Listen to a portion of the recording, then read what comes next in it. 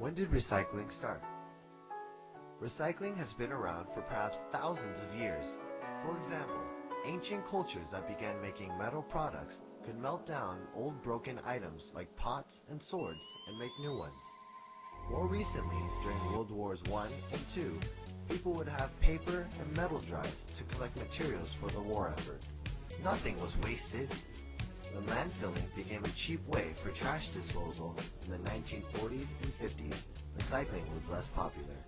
But modern recycling of glass, paper, cans, and plastic became more popular again in the 70s with drop-off recycling centers and in the late 80s and 90s with curbside collection. Without Mother Nature's natural decaying process, we'd all be covered in leaves and other dead organic matter.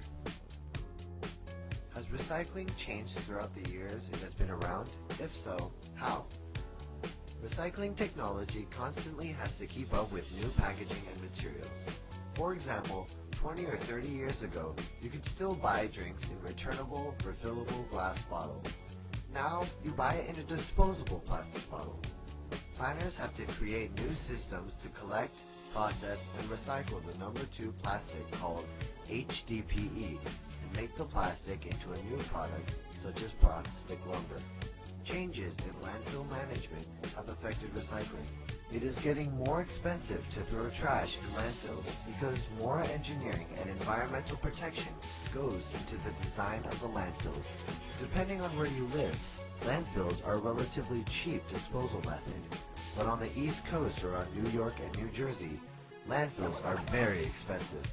Because of this, cities and states are pushing recycling. To make it easier for citizens, curbside recycling has become very popular. In the past, people used drop-off recycling centers, often run by volunteers. Many recycling programs now are run by cities or by private waste haulers. When recycling came about, did many people contribute to it? Although recycling has been very popular in most communities, there is often resistance when people assume that it's costly or time-consuming. There's often difficulty over who will pay for recycling, but when you analyze the savings of not throwing trash in landfills, which costs an average of $50 a ton, it makes sense to recycle. Plus, many recyclable products can be sold to help cover the cost of processing. Things are going to happen! And they're going to happen to you, and you, and you, and you! Oh, Billy!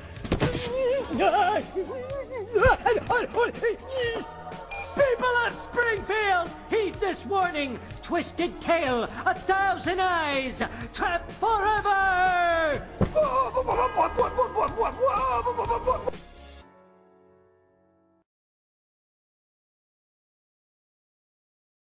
I'm Renee with Trialloy Group.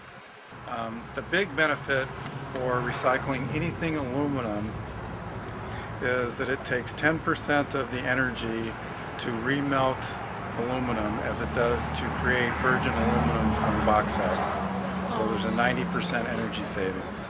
Nice. So it's obviously very huge, and that's one of the reasons it's been going on for so long, because it's always been very cost effective. I mean, some of the things you see here might have been being melted over and over again from the early 1900s. So this is a very small portion. Also, if it's steel, it doesn't come here.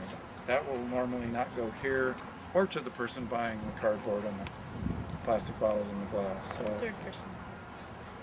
I would say if you put those together, I would guess that the cans and the cardboard and the glass and the plastic bottles, which all part of that CRV program, that would be the second biggest. Steel would be the biggest.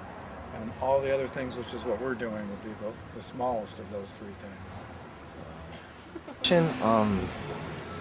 If there was no recycling in America, how much would we not benefit? I mean, if you didn't do something to recycle all this stuff, it would have to go to the dump. Yeah. And that $150 million that we exported probably represented 200 million pounds of scrap. And we're just the tip of the iceberg. I mean, we're probably a fairly small percentage of just California's exports of that material. The federal government needs to adopt new laws to make it cheaper for individuals and businesses to properly recycle materials. Without the government's involvement, recycling would remain impractical and a waste of both time and money. High recycling fees cause some companies to export their obsolete electronics to countries with weaker or non-existent environmental laws, making pollution from hazardous materials a big problem in those countries. Also, 180 million tons of waste are produced each year by the American population, but only 13% are presently being recycled. More than 2/3 of America's landfills have been lost in the last 10 years due to voluptuousness. The government passed the 1976 Resource Conservation and Recovery Act, RCRA, which was aimed at prodding federal departments and agencies to recycle and buy recycled products. Now, the prices of recycled goods are more appealing to customers because they are cheaper and in most cases lower than their virgin competitors.